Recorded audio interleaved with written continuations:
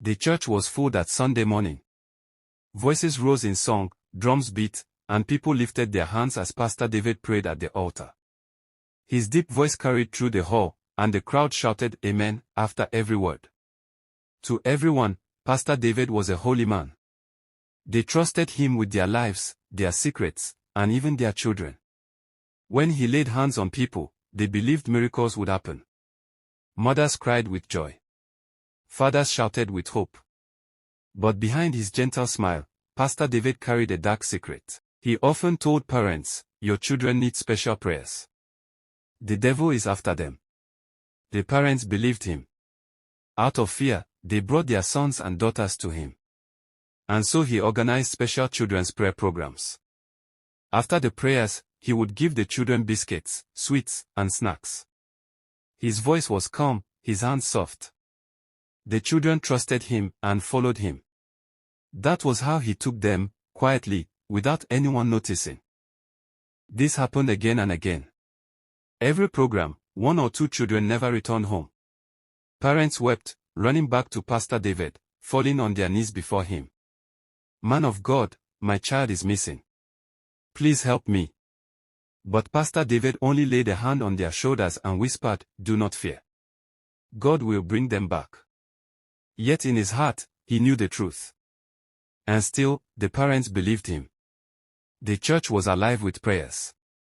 Hundreds of voices cried out as Pastor David lifted his hands toward the sky. "Every chain of darkness is broken," he shouted, and the crowd roared, "Amen." To the people, Pastor David was not just a man, he was God's servant. Mothers trusted him, fathers respected him, and children loved him.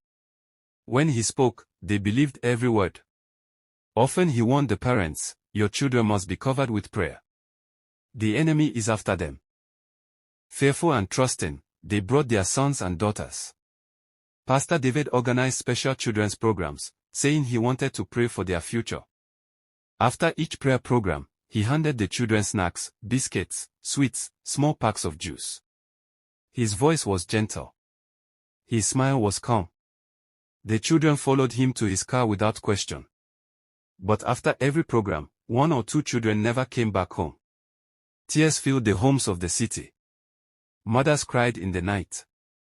Fathers knocked on Pastor David's door, weeping.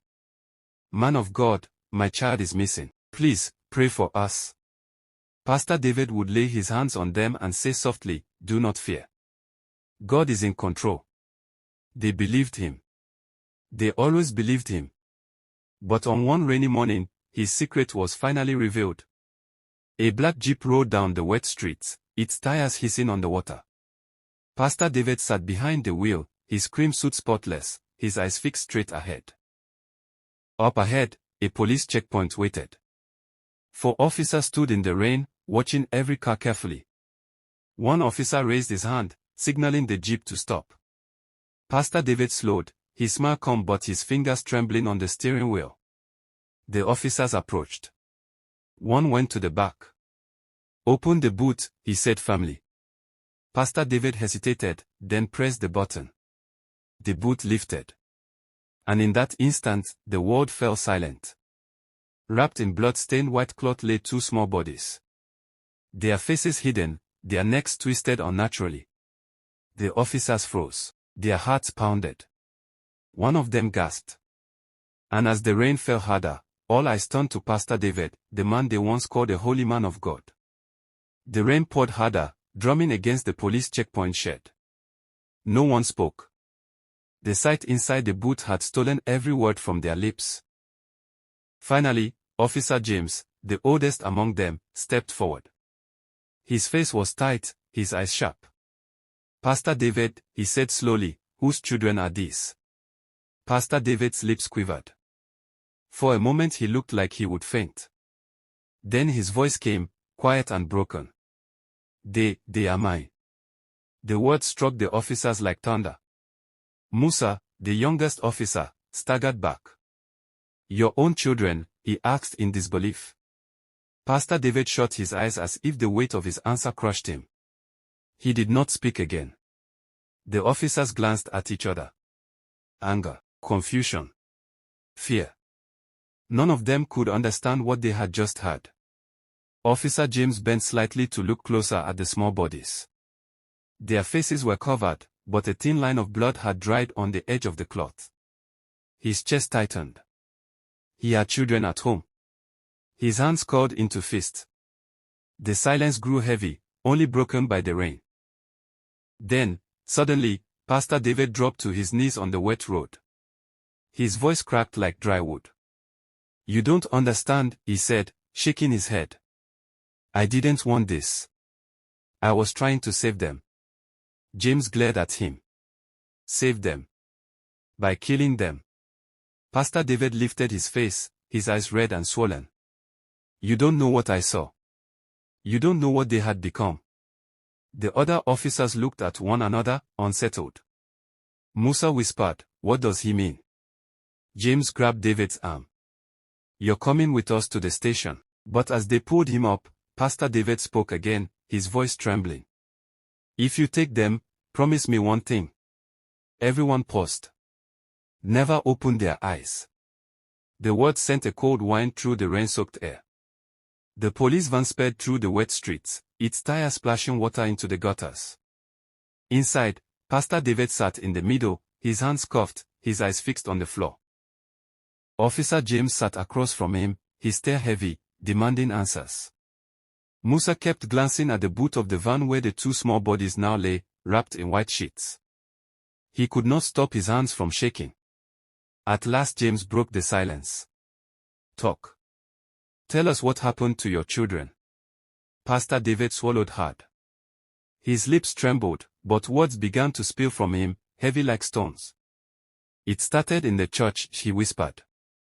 Musa leaned forward. "I prayed for the people. I prayed for the children. But something else was there. Every night, after service, I would hear laughter in the empty church. Children's laughter. Yet no children were there." James frowned. "You expect us to believe that?" David shook his head quickly. "You don't understand. I saw shadows moving across the walls. Small hands reaching out in the dark. And then, my own children. Anna and Samuel, they began to change." Musa's voice was barely a whisper. "Change how?" David's eyes filled with tears. "They would wake at night, standing at the foot of my bed, staring. Their voices were not their own. Their eyes glowed in the dark." The van grew colder. Even James felt a chill run through his arms, though he fought to hide it. "I prayed for them," David continued, his voice cracking. "I fasted. I anointed them. But the more I prayed, the more they laughed at me. My own children began to whisper things no child should know. Secrets of people in the church. Secrets only demons could tell." James slammed his hand against the metal wall of the van. "Enough of your stories. You killed them, Pastor." But Pastor David lifted his cuffed hands and cried, "No. I delivered them. You think I killed my children? No. I set them free." The van grew silent again. Rain beat harder on the roof. And then, Pastor David looked up, his eyes burning with a strange light. "You will understand when they open their eyes." Long before the night in the van, Pastor David's church was full of life. Every Sunday, the small hall overflowed with people. Mothers carried their babies on their backs, fathers lifted their hands in prayer, and children filled the front rows with their innocent faces. David's prayers were powerful. When he raised his hands, people fell on their knees, crying out to God. Many believed he carried a special gift. But soon, he began to speak differently. "These children must be prayed for," he would say, his voice strong and convincing. "The devil is after our little ones. If we don't cover them in prayer, we will lose them." The parents nodded, fear in their eyes. They trusted him, so when he announced a special children's program, they brought their sons and daughters gladly. The church compound filled with laughter as children ran around, eating snacks Pastor David provided. Biscuits, sweets, juice, he gave them freely, smiling as the little ones reached for more. But not every child went back home. One by one, children began to disappear. At first, parents thought they had gone astray or wandered into the streets. But when more children vanished, whispers began to spread. "Where is my son?" one mother cried, holding David's robe. "He was here yesterday, Pastor. He never came home." Another father stood in front of the pulpit, his voice shaking. "My daughter is missing too. What is happening here?" Pastor David lifted his hands calmly, his face showing false sorrow. "Brethren, let us pray. The devil is working against us, but God will fight for us." He prayed loudly, calling on heaven. The parents knelt, crying, believing his words. But behind his calm face, a dark secret was growing, one that even he could no longer control. Every missing child's name weighed on him. Every cry of a parent echoed in his ears. Yet the church kept trusting him, never knowing that the answers they sought were closer than they imagined. The cries of the parents did not stop. Day after day, more children were missing. The little wooden benches in the church began to look empty, and the laughter that once filled the compound slowly disappeared. Still, Pastor David stood boldly on the altar, his voice steady. "God is testing our faith," he declared. "We must pray harder." The people believed him. They fasted, they prayed, and they brought even more children for special deliverance. But the missing children never returned. Whispers started to spread in the market and on the streets. "Why is it only from Pastor David's church that children are disappearing? It is strange, too strange," another said. But no one dared say it aloud in the church. They feared the man of God. One evening, after another program, a young boy named Samuel was seen standing alone near the church gate. His mother had gone to greet someone, but when she turned back, Samuel was gone. She screamed, her voice shaking the night air. "My son! My son! Where is my son?" People rushed to help, lanterns and phone lights shining in the dark. They searched the streets, the gutters, the nearby bush, but Samuel was nowhere. The mother fell on her knees before Pastor David. Tears ran down her face. "Man of God, please, help me. My only son is missing. You are the one that sees visions, you are the one God speaks to, tell me where he is." Pastor David placed his hand on her head and closed his eyes. "The Lord says your son will return. Do not fear." But as the mother wailed, clutching his feet, Pastor David's hands trembled. For the first time, his mask was slipping. And somewhere deep inside him, he knew the walls were closing in. The church compound grew quieter with every passing week. Parents still came, but their faces no longer carried joy. They came with fear, holding their children tightly as if their arms were the only safe place left. Yet Pastor David stood strong, pretending not to see their doubts. His voice thundered during prayers, his hands moved with fire, and he shouted, "The devil will not win." But in the crowd, one man was watching closely. His name was John, a humble carpenter who lived near the church. John had lost his little niece during one of the programs. That night, he could not sleep. Something inside him whispered that all was not as it seemed. He began to notice small things others ignored. He saw how Pastor David always dismissed the workers after prayers, choosing to stay behind alone with the children. He saw how the pastor smiled too quickly when parents cried, offering words but never action. One evening, John followed from a distance after a program. He watched as Pastor David handed out biscuits and sweets to the children. The children laughed, chewing happily, not knowing danger was near. John's heart pounded as he hid in the shadows. He saw Pastor David place his hand gently on a boy's shoulder, leading him away from the others. Fear gripped John's chest, but he did not move. His hands shook, his breath came fast, but his eyes stayed fixed on the pastor and the child disappearing into the night. In that moment, John knew something was terribly, terribly wrong, and he promised himself he would find out the truth. The town was no longer the same. Mothers walked their children to school and refused to let them play outside. Fathers returned home early, locking their doors as if danger lived in the wind. Still, in the middle of it all, Pastor David's church bell rang every Sunday. His voice echoed through the speakers, calling people to prayer. Some still went, but their faith trembled like a candle in the wind. Meanwhile, John's heart carried a heavy burden. He could not forget the night he saw Pastor David lead that little boy away. The picture haunted him each time he closed his eyes. So he began to watch. Quietly. Patiently. When the church closed at night, John would remain in the shadows, hidden behind the mango trees nearby. He saw lights burning in the pastor's private house long after everyone had gone. Sometimes, he heard strange noises, whispers, faint cries, and movements that chilled his bones. One night, he crept closer, his bare feet silent on the dusty ground. From a small window, he peered inside, his breath caught. He saw Pastor David kneeling before a table, his hands lifted, not in prayer, but in something darker. Strange objects lay on the table, things John had never seen before, glowing faintly in the lantern light. John's chest tightened, but he did not move. Then suddenly, he heard a soft sound, a child's sob. The sound was faint but real.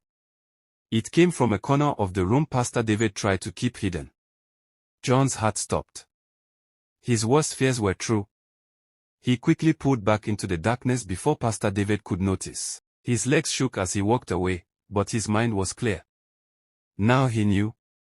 The man everyone called God's servant was hiding something unspeakable. And John was the only one brave enough to uncover it. The next morning, John sat in his workshop, the sound of his hammer striking would echoing in the air. But his mind was not on his work. His hands shook. His chest felt heavy. He could not keep what he saw to himself any longer. So he went to his neighbor, an elderly woman named Mama Ruth. She was known in the town for her wisdom. Mama Ruth, John whispered, his voice trembling. I saw something last night. Something about Pastor David. The old woman frowned. What is it, my son? John swallowed hard. He is not who we think he is. He is keeping children in his house. I heard them cry. Mama Ruth gasped, covering her mouth with her hand. For a moment, her eyes filled with fear. But then, slowly, she shook her head. John, she said softly, be careful. That is a dangerous thing to say about a man of God. People will not believe you. But John's heart would not rest. Later that day, he gathered courage and spoke to 2 other fathers whose children had gone missing. I followed Pastor David, John told them. I saw things with my own eyes. We need to search his house. The men looked at each other, troubled. One of them, Mr. Isaac, clenched his fists. My daughter has been gone for 2 months, if what you say is true. But the other man shook his head quickly. No. This is Pastor David we are talking about. A holy man. We cannot accuse him without proof. You want the whole town to hate you. John's voice cracked as he pleaded, I am telling you the truth. Something is wrong. Please, listen. But they turned away. That evening, John walked home alone. The sun dipped behind the trees, and shadows stretched across the path. His chest burned with anger and sorrow. He had spoken, but no one truly believed him. Now he realized, if he wanted the truth to come out, he would have to find the proof himself. And deep inside, he knew that meant facing Pastor David alone. That night, the town was silent. The moon hid behind thick clouds, and the air carried an uneasy stillness. John could not sleep. The cries he heard, the missing children, the faces of the grieving parents, they burned in his mind. He knew he could not wait any longer. Taking a small lantern, he slipped out of his house. His footsteps were slow but steady as he moved toward Pastor David's compound. The church stood tall and quiet, its windows dark, its cross shining faintly in the night. John's heart pounded as he crouched near the fence. The gate was locked, but he found a gap at the back where the wooden planks were weak. With trembling hands, he pushed his way through. Inside the compound, everything was quiet, too quiet. The pastor's car was parked under the mango tree, its bonnet still warm. John guessed Pastor David had only returned recently. He crept closer to the house, his lantern shielded beneath his shirt so the light would not give him away. Then, he heard it. A faint sound. A whimper. A child's muffled cry. John froze. His chest tightened. The sound was coming from the back of the house. Slowly, he tiptoed toward the window. Through the narrow wooden frame, he saw a flicker of light, a candle burning inside. And then, he saw shadows. Small figures. Moving. Trembling. John pressed his ear closer, his breath shaky. The cries grew clearer. He could hear a little boy sobbing, whispering, "Mama, Mama, come for me." Tears filled John's eyes. It was true. The children were there. But before he could think of what to do next, he heard heavy footsteps behind him. A cold, deep voice cut through the silence. "Who is there?" John's body froze in terror. It was Pastor David. John's legs were weak as Pastor David dragged him toward the back of the house. The cries grew clearer now, soft, helpless, filled with pain. "Please, Pastor. I need to go home," John whispered, his voice shaking. Pastor David turned sharply, his eyes glowing with something dark and frightening. "Home," he said slowly. "No, John, tonight, you will see what no one else has seen." He pushed open a heavy wooden door. The smell hit John first, thick, strange, mixed with blood and smoke. His stomach turned, then his eyes adjusted to the dim light. John froze. His breath stopped. In the center of the room were small lifeless bodies laid on the floor. Around them were strange marks drawn with red liquid. On a wooden table in the corner, two small heads rested inside a bowl, their faces pale and innocent. John screamed tore through the silence. "No. No. This cannot be real." Pastor David stepped into the room calmly, his white robe swaying as if nothing was wrong. His smile was wide, almost inhuman. "They called me a man of God," he said in a deep voice. "But God did not give me power. This is where my power comes from." John stumbled backward, his heart breaking. The pastor he once trusted, the man people cried to for prayers, was nothing but a beast in human skin. Tears streamed down John's face. You killed them, you killed the children." Pastor David's smile widened. "And now, John, you know the truth. That makes you my next sacrifice." The lantern flickered. The children's faint cries echoed one last time. And the room swallowed John in pure darkness. John's heart pounded so loudly he thought it would burst out of his chest. The room was dark except for the weak lantern, but the smell of blood and smoke was everywhere. Pastor David stepped closer, his robe brushing the ground. "You cannot leave here alive, John," his voice echoed. "The spirits demand a new offering, and you are perfect." John's legs shook. He stumbled backward, his eyes darting toward the door. It was still open, but Pastor David stood between him and freedom. "Please, Pastor," John begged, his voice trembling. "These are children, innocent children. How could you do this?" For the first time, Pastor David's face hardened. His smile disappeared. "You think I care about innocence? Power has a price, and I have paid it many times. That is why people worship me." He raised a small knife, the blade glinting under the lantern light. "Tonight, John, your blood will seal my covenant." John's breath came fast. His eyes caught sight of the wooden table near him.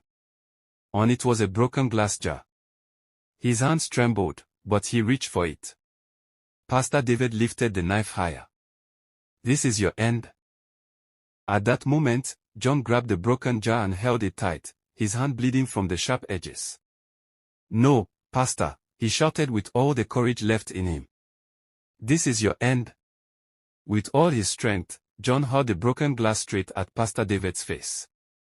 The pastor screamed, stumbling back as the sharp edges cut across his skin. The knife slipped from his hand and clattered to the floor. John didn't wait. He ran past him, his legs barely holding him up. He darted through the doorway, his lungs burning. Behind him, Pastor David's roar shook the house. "You cannot escape me, John. No one escapes me." But John kept running, through the dark hallway, toward the faint light outside. His heart screamed one thing only: survive. John burst out of the old house, his chest heaving, the cold night air cutting into his lungs. The rain had stopped, but the ground was slippery with mud. His feet splashed as he ran, his heart pounding louder than the sound of his breath. "Run all you want, John." Pastor David's voice boomed from behind. "But the darkness belongs to me." John stumbled, his hand scraping the wet earth. He pushed himself up and kept going. His eyes darted around, there were no people, no lights, only trees swaying in the night wind. Then he heard it. Footsteps. Heavy. Fast. Pastor David was chasing him. John's eyes widened as he saw shadows moving unnaturally. It was as if the trees themselves bent to block his path. A dark whisper filled the air, voices that weren't human, calling his name over and over. "June. June." He covered his ears, shaking his head. "No. Leave me alone." But the whispers only grew louder. Suddenly, something cold touched his leg. He looked down, black hands, thin and smoky, were reaching from the mud, trying to drag him down. John screamed, kicking with all his strength until he tore himself free. Up ahead, he saw the faint outline of a small wooden cross planted in the ground. His legs pushed harder, running toward it.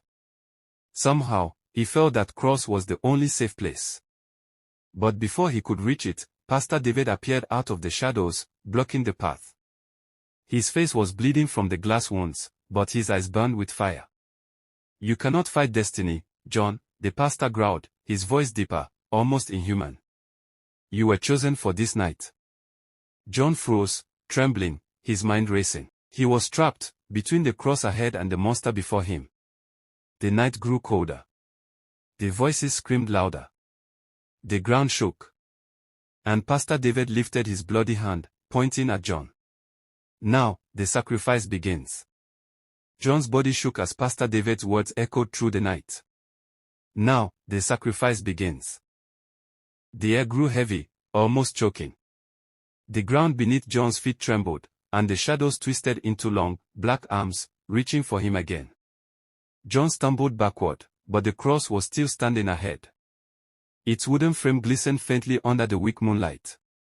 Something inside him whispered, "Go to it, touch it, don't stop." But Pastor David stepped closer, his bloody robes dragging in the mud. His voice was no longer like a man's. It was layered, deep, like hundreds of voices speaking at once. "You think that wooden stick can save you? I built this town with my prayers. I own every soul here, even yours." John's teeth chattered. You're lying." The pastor's lips curled into a smile, too wide, too dark. "Am I? Then ask yourself, why do you still hear them calling your name?" The whisper surged again. "June. June," children's voices this time, soft, broken, filled with pain. He felt his stomach twist as he realized it was the missing children. His knees weakened. His heart screamed. But he forced himself to look at Pastor David. "You took them, didn't you?" The pastor laughed, a sound like glass shattering. "They begged me for salvation. And I gave it to them. Their blood opened the gates, and now the gates will not close until you join them." John's breath came sharp and fast. He turned, desperate, and ran toward the cross. His legs felt like lead, but he pushed with everything inside him. The ground shook harder, the shadows clawed at his ankles, tearing his skin. He screamed but kept going, just as his fingers stretched out toward the wooden cross. Pastor David's hand grabbed his shoulder. Ice cold. Strong. Unbreakable. The pastor whispered into his ear, "Too late." John's whole body froze under Pastor David's grip. The man's fingers were like iron, digging into his skin, pulling him backward. The shadows swirled thicker now, circling them both like snakes. John gasped, fighting, kicking, clawing. His eyes stayed locked on the wooden cross just inches away. "Just touch it, just once." Summoning every ounce of strength, John twisted his body, dropped to his knees, and stretched out his hand. His fingertips brushed the wood. Instantly, a blinding flash of light burst from the cross. It was not soft, not gentle, it was fierce, like fire tearing through the darkness. The ground split with a thunderous crack. Pastor David screamed. The sound was not human. His face twisted, the skin writhing as if something inside wanted to crawl out. The shadows recoiled, hissing, burning in the light. John fell flat on the ground, shielding his eyes. The whispers of the children grew louder, crying, calling, begging. But for the first time, he heard something new in their voices. Not just pain. Hope. The light poured stronger, pushing back the night. But Pastor David staggered forward, fighting against it. His eyes glowed red, his mouth stretched unnaturally wide. "You think this will stop me?" he roared. With both hands, he seized the cross, trying to tear it from the earth. The wood shook violently. The light flickered. For a moment, it seemed Pastor David's strength might overwhelm it.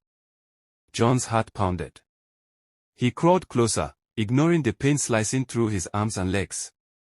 With trembling hands, he clutched the base of the cross and cried out, "God, help me." The earth answered.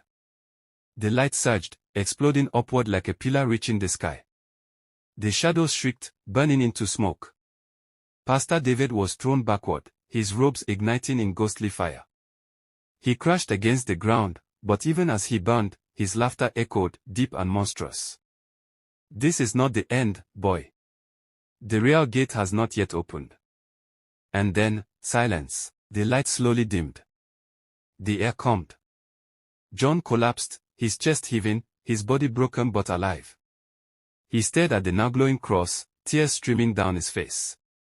But his relief was short-lived. From the far side of the forest, drums began to beat. Slow. Heavy. Ancient. Something else was coming. The forest was quiet, but it was not peace. John lay in the dirt, his body aching, his hands still gripping the glowing cross. The light had faded to a soft shimmer, but it hummed with warmth, keeping the darkness at bay. He forced himself to sit up, his eyes searched the clearing. Pastor David's body was gone.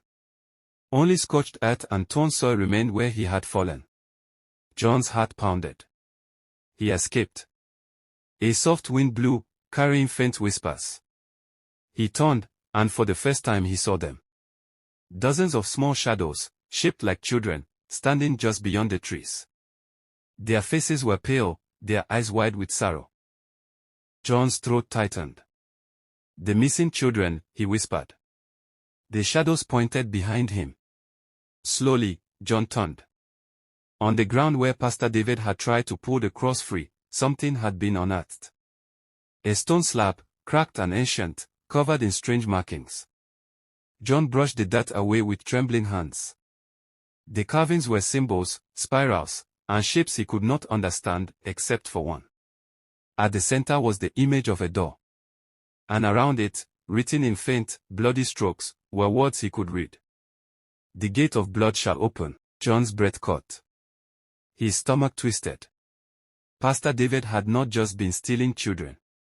He was gathering sacrifices to open this gate. The whispers of the spirits grew louder. Some wept. Some called out his name. Others warned him. John stumbled back. His head shook violently. No, this can't be real. But then he heard it. From deep beneath the earth, a sound like chains dragging against stone. And the steady beat of drums echoing closer. The gate was not just a symbol. It was real. And it was waiting. John clutched the cross tighter, his voice breaking.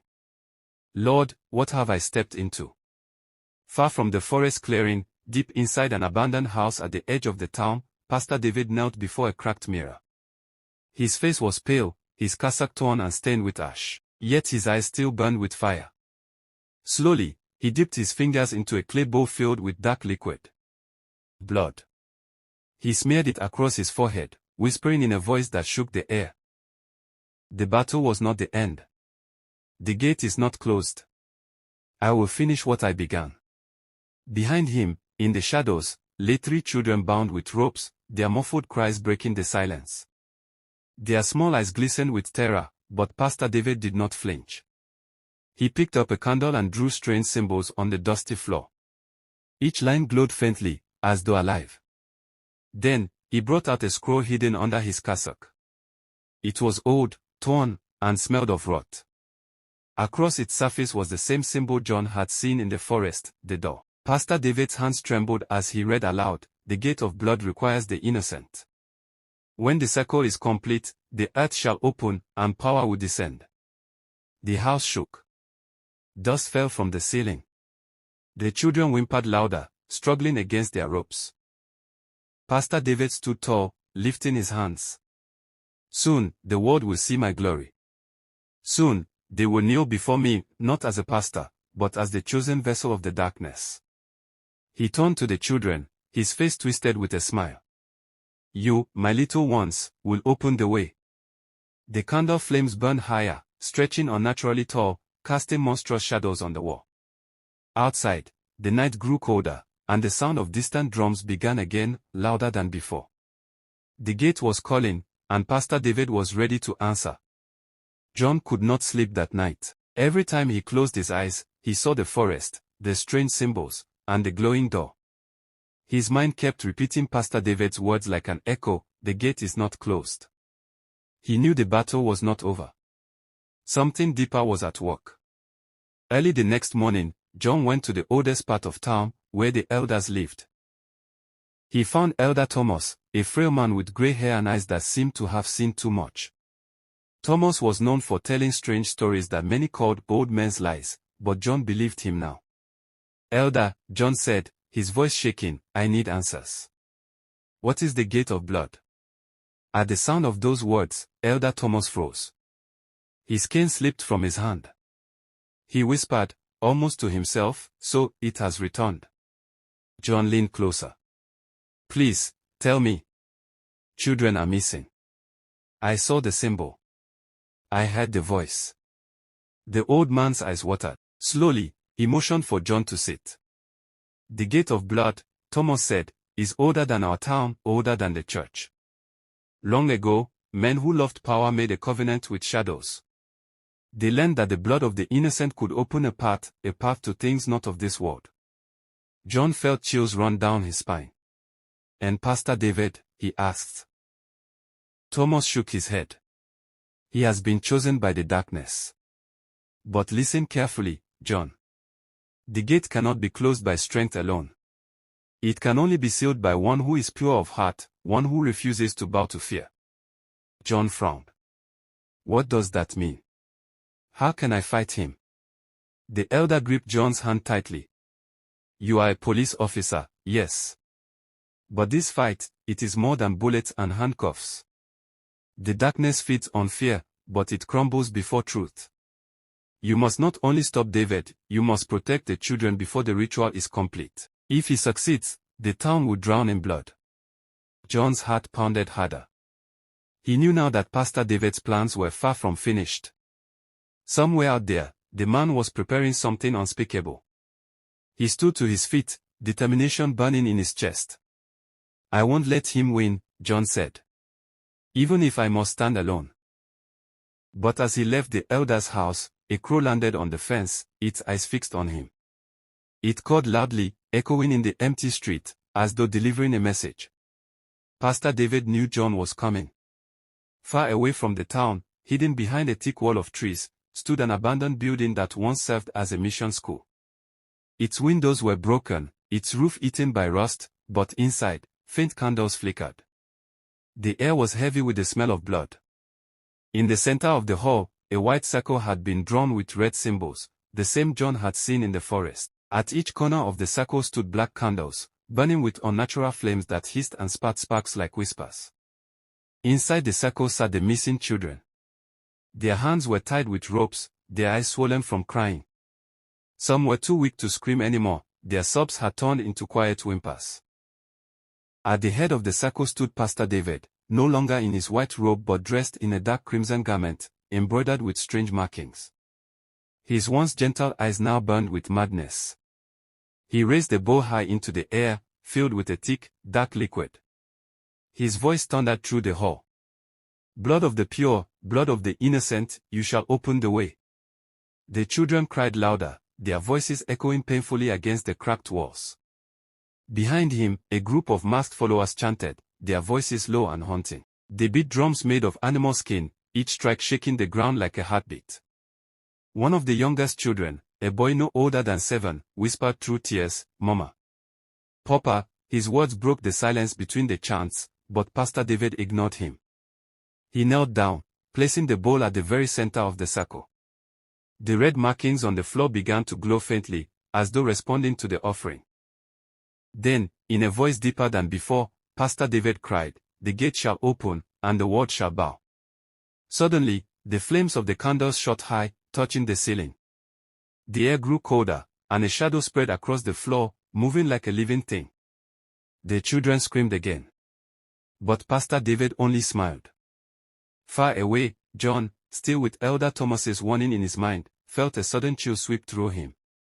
He didn't know why, but his heart told him the ritual had already begun. And if he didn't act fast, there would be no children left to save. John could not sleep that night. The warning from Elder Thomas echoed in his mind. The devil wears a collar when he wants to deceive the saints. He kept pacing in his small room, his uniform coat hanging on the chair. The strange chill that had passed through him earlier would not leave. It felt like a whisper in his bones, pulling him toward the forest. Finally, he strapped his boots, fastened his belt, and took his torchlight. His eyes burned with determination. "If I don't stop him tonight," he muttered to himself, "many more children will never return home." Just as he stepped outside, he heard a knock at his door. It was Mrs. Ada, the woman who had lost her daughter 2 weeks earlier. Her face was streaked with tears. "Officer John," she begged, clutching his hand tightly, "I know you are not like the others. Please help us. We believe Pastor David has something to do with this. My spirit cannot rest. I dream of my daughter every night, crying out to me." John's chest tightened. "I already know," he said in a low voice. "And I will not let him get away." Meanwhile, across the town, whispers began to spread. A trader swore she saw Pastor David late at night carrying a sack that moved as if something inside was alive. Another man confessed he had followed the pastor once and seen him vanish into the forest instead of returning home. The truth was crawling out of the shadows. But fear kept the people silent. No one dared to confront him openly, not yet. Back in his room, John packed a small bag. Inside it, he placed a wooden cross, his father's old Bible, and a sharp machete. His hands trembled as he closed the bag, but his eyes were steady. As he walked into the dark night, the moon hid behind thick clouds. The path toward the forest stretched ahead, long and endless, but he pressed on. Somewhere deep in those woods, Pastor David was calling upon forces no man should ever touch. And John knew the fight had already begun. The forest was deathly silent as John moved carefully between the trees, his torchlight faint against the darkness. His heart thumped so loudly he feared it would give him away. Then he saw it. A faint red glow shimmered deeper in the woods. It flickered like fire, but it was no ordinary flame. It pulsed, rising and falling like the breath of a living creature. John crouched low, pushing aside the tall grass. As he crept closer, his eyes widened in horror. In a clearing stood Pastor David, dressed not in his white robe but in a black garment stained with strange symbols. Around him, candles burned in a perfect circle, their light dancing on his face. John's chest grew tight. His breath caught in his throat. The lids were open, and inside were the faces of children. Pale, lifeless, their tiny hands folded across their chests. John almost dropped his torch. His knees buckled, but he gripped the machete tighter. Pastor David raised his hands toward the sky. His voice thundered, not like the gentle prayers John had heard in church, but a guttural chant that seemed to shake the earth. Blood of the innocent. Flesh of the pure. Grant me power that no man can challenge. As he spoke, John saw something that made his stomach twist, 2 fresh figures lying at the edge of the circle. They were children, and they were still breathing. The little boy coughed weakly. The girl whimpered, too weak to cry. And Pastor David reached for them. John's grip on the machete tightened until his knuckles turned white. Every part of him screamed to rush forward, to strike, to end it all, but fear nailed his feet to the ground. At that moment, Pastor David's head snapped up. His eyes, glowing a sickly red, locked directly onto the shadows where John hid. And then, he smiled. "You shouldn't have come here, Officer John," Pastor David said, his voice echoing unnaturally through the night. "Now, you will see what true power looks like." The red flames shot higher, twisting into monstrous shapes. The children wailed. The ground trembled. John knew there was no turning back. The battle had begun. John's torch slipped from his shaking hand and fell to the ground, its dim light rolling across the leaves. His breath came fast, every muscle in his body tight with terror, but also anger. The children's weak cries cut through the night like knives. "Let them go," John shouted, his voice trembling but fierce. Pastor David's smile grew wider, almost stretching unnaturally. He lowered his hands and turned slowly, the red glow casting sharp shadows across his face. "You think you can stop me?" he asked, his tone calm, almost mocking. "You, one man against power that has swallowed nations." John raised the machete, pointing it toward him. His hands shook, but his eyes blazed with fury. "You lied to everyone. You destroyed families. You killed innocent children. Tonight, it ends." Pastor David laughed, a sound that rumbled through the forest like thunder. "You are a fool, John. These parents prayed for miracles, I gave them sacrifices. Do you know how much blood cries for me from this soil? Do you know how much strength it gives?" The red flame soared higher, forming shapes, twisted, horned figures that snarled and shifted like shadows with teeth. John took a step forward, his legs heavy but determined. "Then I will fight you with everything I have. Even if it cost me my life." The smile on Pastor David's face vanished. In its place came something darker, a twisted snarl. "So be it." He raised both arms. The circle of fire roared up like a war, surrounding them in crimson heat. The children wailed louder, their small voices trembling. John gripped the machete with both hands. His heart pounded in his ears. Then, with a sudden roar, Pastor David moved, faster than any man should. His black robe whipped through the flames as he lunged. John swung the machete with all his strength. The blade met something solid, not flesh, but a force that cracked like lightning. The impact sent John stumbling backward, sparks exploding in the air. Pain shot through his arm, but he did not let go. He stood again, teeth clenched. Pastor David's glowing eyes narrowed. "Good. You have spirit. Let me crush it." The ground shook. The trees bent. Shadows gathered around Pastor David, swirling like a storm, preparing to strike. John tightened his grip, his eyes flicking once more to the two children. Their tiny hands reached weakly toward him, begging for help. He steadied himself. No matter what happened, he would not let them die. And as the fire closed in, the battle between truth and evil truly began. The forest shook with a terrible force. The fire around the circle twisted into the shapes of screaming faces, their mouths wide with silent cries. The heat was so strong that John's skin stung, sweat dripping into his eyes. Pastor David lifted one hand, and the shadows obeyed him like soldiers. They rushed at John, wrapping around his body like chains. "Oh!" John cried out, falling to his knees. The machete clattered to the ground. The shadows squeezed him tighter, cold as ice but burning like flame. His chest ached, his breath grew shallow. For a moment, he thought his bones would snap. Pastor David stepped closer, his red eyes glowing. "You cannot win. Your strength is nothing compared to mine. Look at you, just a man with a rusty blade, thinking you can fight darkness." John tried to fight, but his arms felt heavy, trapped. The cries of the children pierced his ears, and his heart broke. He wanted to save them, but the shadows were too strong. His vision blurred. His mind screamed, "Maybe this is how it ends." Pastor David knelt close, his voice like poison.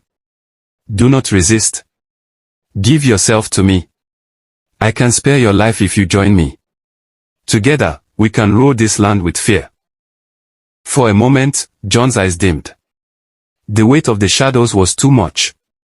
His body sagged as if the fight had been drained out of him. But then, From the corner of his fading vision, he saw it. One of the children, weak and trembling, was clutching something in his hand, a small wooden cross necklace. It must have been torn from his mother before she disappeared.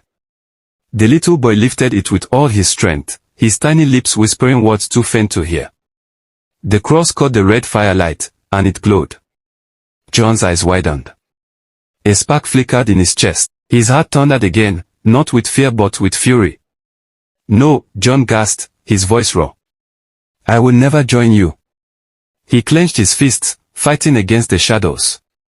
The glow from the cross grew brighter, filling the circle with a different kind of light, one that burned against the darkness. Pastor David's face twisted in rage. "What is this?" he shouted, his voice cracking with fury. The shadows around John weakened just for a moment. That single moment was enough.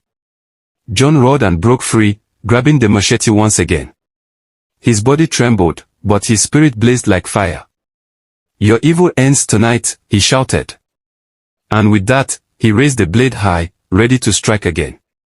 With a mighty cry, John swung the machete with all his strength. The blade cut through the smoky air and struck Pastor David's chest. For the first time, the pastor screamed. A deep, horrible sound tore from his throat as dark smoke burst from the wound. His body staggered back, and the red fire around the circle flickered. John's heart leaped. It worked.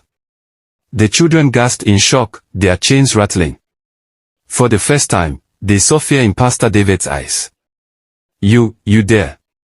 Pastor David roared, clutching the wound. His black robe tore open, and beneath it, his skin shifted like snakes moving under the flesh. His body was no longer fully human.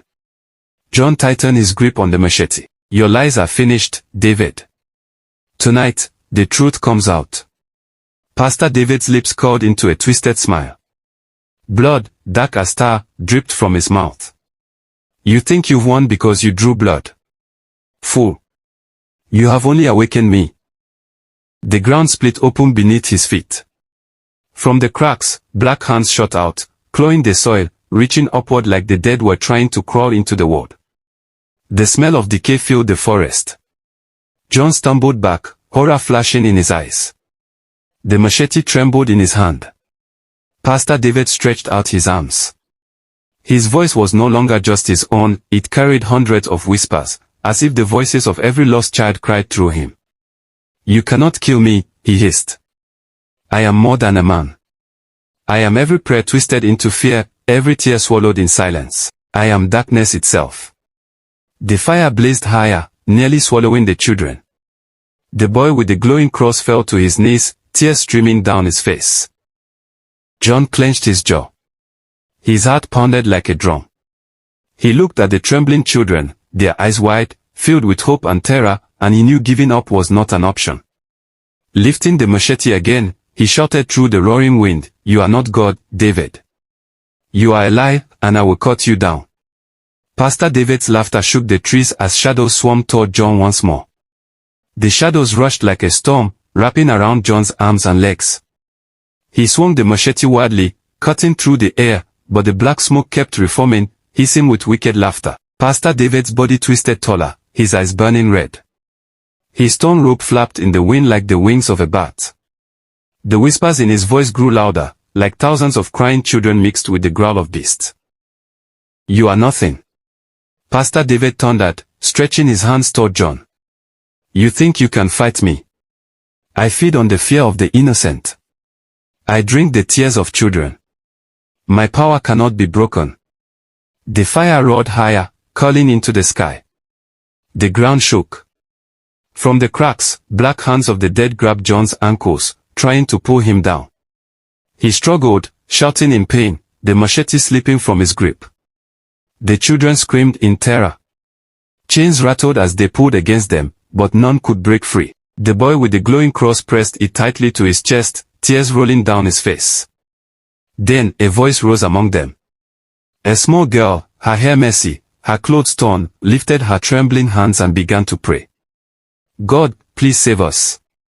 Her voice was soft, but it carried through the forest like a spark of light. Another child joined her, then another. Soon, every child in the circle, though weak and afraid, began to pray aloud.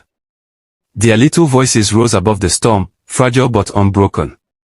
The glowing cross in the boy's hand suddenly shined brighter, so bright that Pastor David staggered back, shielding his face.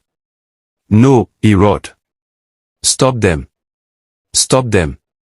But the children's prayers grew louder, their words shaking the night. The chains binding them rattled violently as if something greater was breaking them apart. John felt strength surge back into his body. The black hands clutching his ankles loosened and melted away into smoke. His eyes widened as he realized the children's fate was pushing back the darkness. He grabbed the machete again, the blade now glowing faintly from the light of the cross. His grip tightened, and he fixed his gaze on Pastor David. The ground trembled. The fire dimmed. And for the first time, the mighty pastor looked afraid. The night shook with the voices of the children. Their soft prayers became a thunder that Pastor David could not silence. The glowing cross in the boy's hands blazed like the sun. The chains on the children's wrists and ankles rattled, cracked, and finally shattered one by one. The heavy iron fell to the ground with loud clangs, but the children did not run, they stood firm, their little faces glowing with courage. John looked around in shock. The fear in their eyes had turned to fire. These were no longer weak captives. These were warriors of faith. Pastor David staggered backward, clutching his ears. His monstrous form shook violently, as if unseen hands were tearing him apart from the inside. His voice cracked with rage and fear. "Stop. Stop praying," he screamed. "You are mine. I own your souls." But the children raised their voices higher.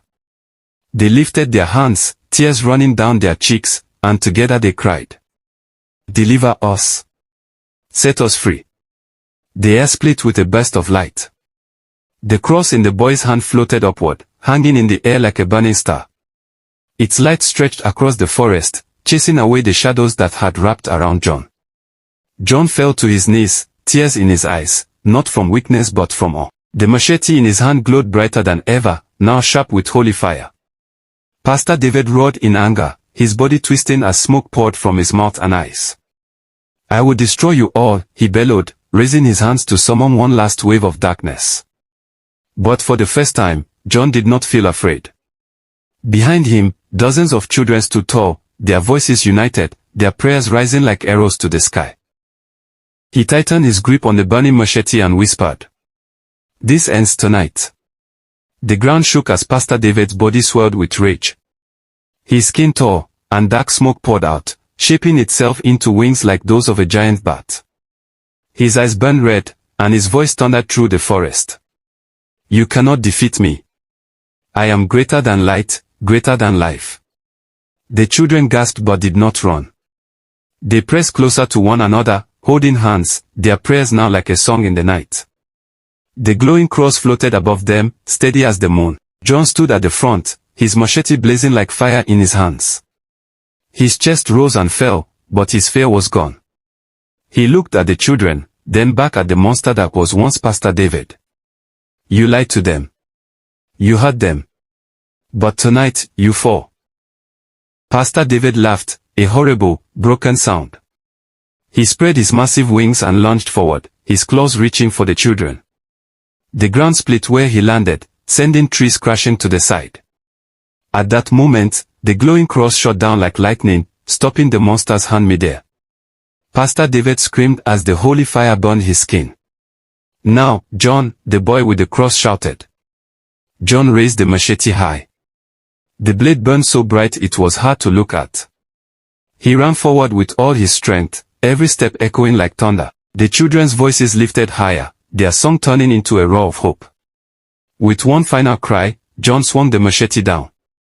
The blade cut through the darkness, splitting it apart like cloth. The forest exploded in light, brighter than the sun. Pastor David's scream shook the heavens. His body twisted, shattered, and burst into ashes that scattered into the wind. The terrible shadows melted away, leaving only silence and peace. The children fell to their knees, their chains gone forever. The glowing cross slowly descended, resting gently in the hands of the little boy who had first held it. His face was calm now, his tears shining in the holy light. John dropped the machete and sank to the ground, trembling, his heart beating hard. He looked around at the children, all of them safe, all of them free. "It's over," he whispered. "You're safe now." The night that began with terror ended with freedom. But as John looked at the ashes blowing into the wind, he wondered if evil was truly gone, or only waiting to rise again. The forest was quiet again. The moon slowly came out from behind the clouds, shining gently on the faces of the rescued children. Their tears had dried, but their small hands still clung to one another as if afraid the darkness might return. John sat on the ground, exhausted, his chest rising and falling. He looked at the glowing machete. It had gone dim now, just an ordinary blade. The cross too had grown quiet, no longer shining, only resting in the hands of the little boy who had carried it from the beginning. For the first time in a long while, there was peace. The children looked at John with wide eyes. Some whispered his name softly, others just wept with relief. To them, John was not only a brother, he was their savior. "Let's go home," John said gently, forcing a tired smile. "Your parents are waiting." They began the slow walk back through the trees, the dawnlight beginning to touch the horizon. The forest, once filled with Pastor David's evil, now felt alive again, birds sang faintly, and the cool wind carried the smell of morning. When they reached the edge of the village, a sound rose in the distance. Voices. Many voices. Parents were searching, crying, calling out the names of their lost children. And then it happened. A mother saw her little girl and screamed with joy. Another father dropped to his knees, tears flooding his face as his son ran into his arms. The cries of sorrow turned into cries of happiness. The village erupted with shouts, laughter, and tears as parents embraced their children. But when their eyes turned to John, silence fell. They looked at the young man who had risked everything, who had fought darkness itself to bring their children back. Some stepped forward, bowed, and whispered, "Thank you." The elders of the village lifted their voices, declaring John a hero. But John only looked down at the ground, his heart heavy. Because he knew the truth. Pastor David had been destroyed, yes. But John had seen the shadows scatter into the wind, drifting far beyond the forest. Evil never dies completely, it only hides, waiting for another time, another face. As the sun rose, John lifted his eyes to the horizon. He whispered to himself, too softly for anyone to hear. "This battle is over, but the war is not." The camera lingers on John's face, half in light, half in shadow. The cheers of the village fade in the background.